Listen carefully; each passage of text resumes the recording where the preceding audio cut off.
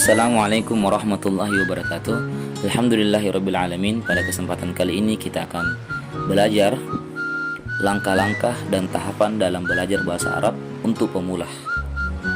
Karena banyak kita ketemukan orang belajar bahasa Arab merasa bosan dan jenuh dengan alasan bahwa bahasa Arab itu susah, sulit dan rumit. Terlebih-lebih bahasa Arab ini bukan bahasa kita atau bahasa orang lain. Maka apa saja yang harus dilakukan dalam belajar bahasa Arab mulai dari nol ketika kita tidak memiliki sama sekali modal? Maka langkah yang pertama yaitu kita melatih kemampuan mendengarkan atau disebut dengan maharatul istima'. Apa tahapannya?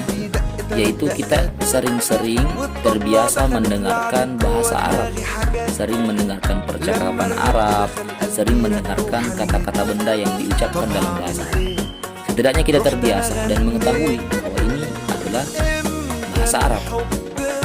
Dan yang kedua, tujuannya kita senang dengan bahasa Arab tersebut. Karena mau tidak mau, apapun pelajarannya, kalau tidak ada kesenangan, maka kita akan sulit mempelajari hal tersebut. Begitupun dengan bahasa Arab, maka kita harus senang dengan pelajaran tersebut. Setidaknya kita sering-sering mendengarkan lagu-lagu Arab yang menghadirkan kesenangan, yang bisa membuat kita senang. Itu yang pertama. Ketika kita sudah terbiasa dengan mendengarkan bahasa Arab, bahkan sudah senang dengan bahasa Arab, maka langkah berikutnya kita melatih kemampuan berbicara kita, atau biasa disebut dengan maharatul kalam.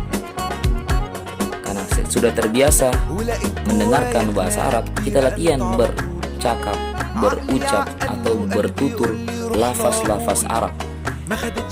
Apakah dengan kata-kata benda yang sering kita ketemui? Apakah dengan percakapan-percakapan dasar? Mungkin assalamualaikum, waalaikumsalam, kaifa haluka, bi khair walhamdulillah.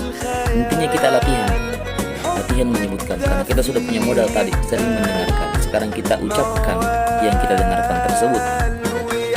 Maka modal utama kita dalam latihan kemampuan berbicara ini adalah kosakata yang luas, perbendaharaan kata yang luas tentang bahasa Arab. Setidaknya kita sering-sering membaca kamus bahasa Arab. Kita sudah tahu artinya, dan kita susun menjadi satu kalimat, menjadi satu ucapan, dan kita ucapkan. Jangan takut salah dalam berucap bahasa Arab, karena ini suatu kekeliruan kalau kita ingin latihan berbicara, bercakap menggunakan bahasa Arab. Setidaknya ketika kita berucap, kalau mau terhindar dari kesalahan, kita sukun semua. Kaifa haluk. Pada dasarnya kan kita bisa memberikan harakat kaifa haluka, kaifa haluki, atau kaifa halukum. Namun untuk memudahkan, kita sukunkan semua saja. Kaifa haluk, bi khair, alhamdulillah. Itu tahapan yang kedua. Tahapan yang ketiga, jika kita sudah terbiasa berbicara, walaupun kita tidak tahu salah dan benarnya, belum kita tahu arti yang jelasnya bagaimana, maka tahapan yang ketiga yaitu kita latih kemampuan membaca kita. Kita sudah terbiasa mendengar, sudah terbiasa berbicara, dan sekarang kita latih kemampuan membaca lafaz-lafaz Arab atau teks-teks bahasa Arab. Kita tahapannya dari mana? Mulai dari mana? Mulai dari membaca Al-Quran, membaca hadis, dan yang terakhir membaca teks-teks atau literatur Arab yang notabene-nya pada dasarnya tidak memiliki harakat atau biasa ditemukan dalam kitab kuning atau kitab gundul. Kenapa?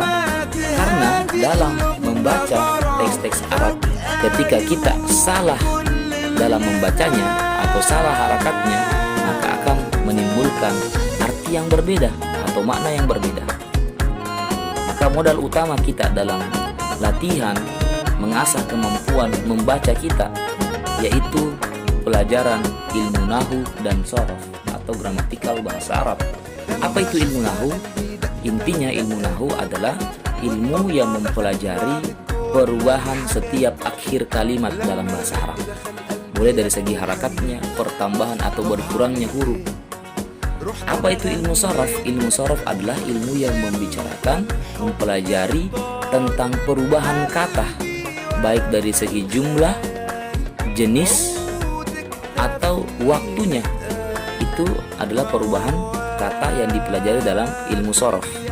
Sebagai contoh, betapa pentingnya kemampuan membaca teks Arab.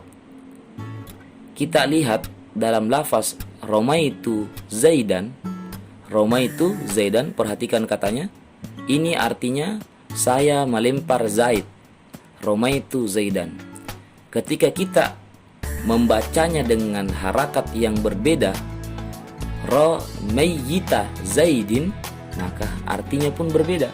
Artinya menjadi lihatlah mayatnya Zaid. Tulisan yang sama, tapi cara baca yang berbeda akan melahirkan arti yang berbeda pula. Sedangkan dalam teks Arab tidak memiliki harakat, maka modal utama kita adalah pelajaran ilmu nahu dan ilmu shorof. Langkah berikutnya atau langkah yang terakhir, kita melatih kebiasaan kita, kemampuan kita bertulis atau maharatul kitabah. Setelah kita sudah terbiasa membaca, nah kita latihan kemampuan kita dalam menulis bahasa Arab.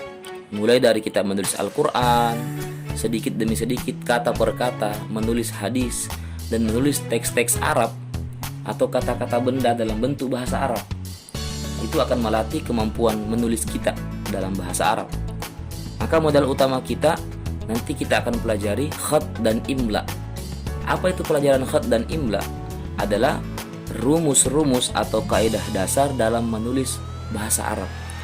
Karena dalam menulis bahasa Arab, bentuknya akan berbeda ketika kita letakkan huruf di awal kata, atau di tengah kata, atau di akhir kata.